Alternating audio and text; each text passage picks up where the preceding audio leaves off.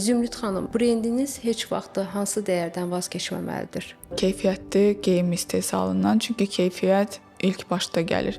Əgər sən bir geyimi alacaqsan, istifadə edəcəksən və xarab olacaqsa, sən artıq ikinci dəfə onu almayacaqsan. Çünki elə bir zəmanədir ki, Həqiqətən. biraz çətin qazanılır pul və onu gərək düşünüb istifadə edəsən.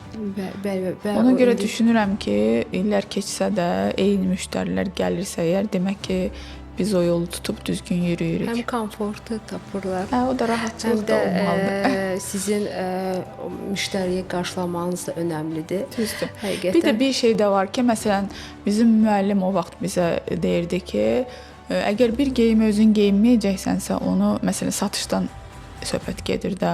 Əgər bunu sən geyinməyəcəksənsə, bunu sən çəkmə. Aha. Elə bir geyimlər yarat ki, onu sən özün istifadə edəsən.